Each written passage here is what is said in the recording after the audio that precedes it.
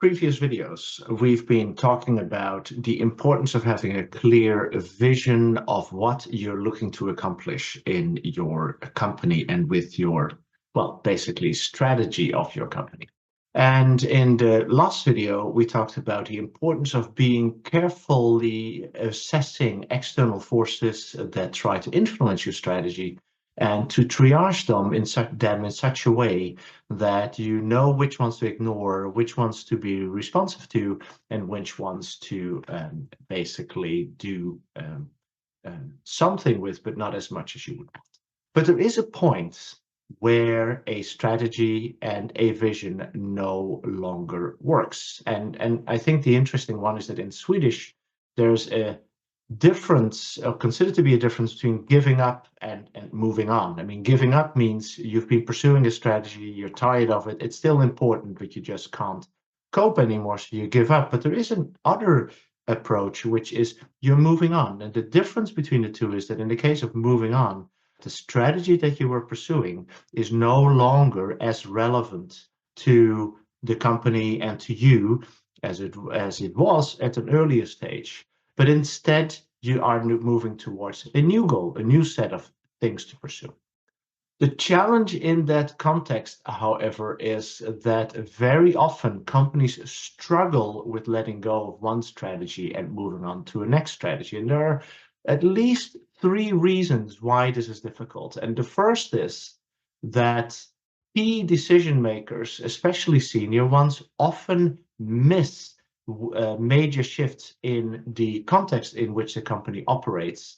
And that causes a situation that very often letting go of a strategy is creating a vacuum that many feel uncomfortable, and therefore it is easier to continue with the existing strategy, even if more and more people know that this is no longer the right thing to do. The second part, of course, of that is that many people fall into the sunk cost fallacy, meaning that we have invested so much in this strategy, we really can't give it up. We have to keep pushing forward, because otherwise all the investment that we have done is no longer valid. The second is that even if the key decision makers in the company are aware and ready to move forward and to act, it may be the business ecosystem that is causing resistance.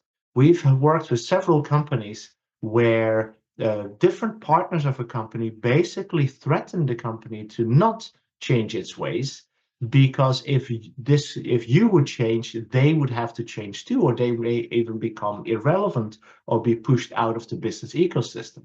And as we're often in a situation where we have a large amount of existing revenue that we're trying to protect while building a new revenue stream, we cannot afford to give up the existing revenue too quickly, because the new revenue will be slow in building up.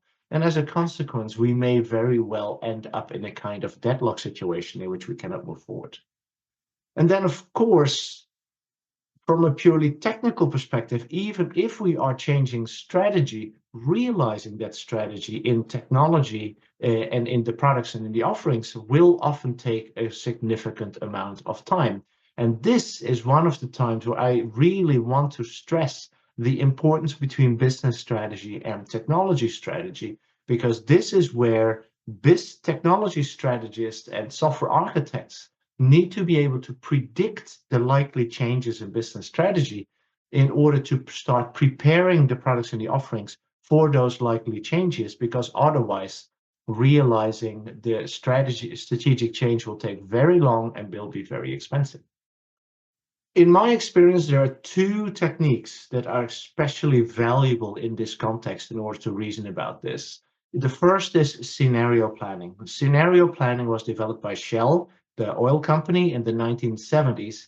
And the idea is basically that rather than preparing for one future, you prepare for multiple futures. Typically, the approach that Shell proposed would assume that there were three strategies, two that were relatively likely to occur, but were really alternatives to each other, and then a third one that was really would be coming out of left field. And the idea is that by going after and modeling the implications of each of those scenarios to realize the company would be better prepared for when you would hit certain points in the external landscape that would require you to change strategy. And the idea here is that you identify trigger points where you recognize when you would need to change because something has happened that would require that. The second model that I find particularly useful in this context is the three horizons model, I think originally by McKinsey, where you divide your resources between Horizon 1, your mature products and offerings that should get 70% of your resources, Horizon 2, which are proven but still small, but hopefully rapidly growing products and offerings where you put 20% of your resources, and then Horizon 3, where you are concerned with exploration and innovation, where you should spend 10% of your resources. And the idea is that in Horizon 3, you experiment with a wide variety of different alternative approaches, alternative strategies, in order to figure out what resonates with the market and what doesn't. The challenge for most companies that have been in a very stable industry for a long time is that Horizon 3 feels extremely inefficient because the vast majority of things that we try out in Horizon 3 will basically be failures. It will only be a few very small, less than 10%, maybe even less than 5% of the initiatives that will actually give a return on investment. So concluding, there are times where there are such major shifts in the context in which the company operates that we need to abandon our current strategy and move towards a new one. This is often very hard to accomplish because of organizational resistance, constraints in the business ecosystem that you operate, or even technical reasons. And the two most promising and helpful models in that context, in my view, are scenario planning and the three horizons model.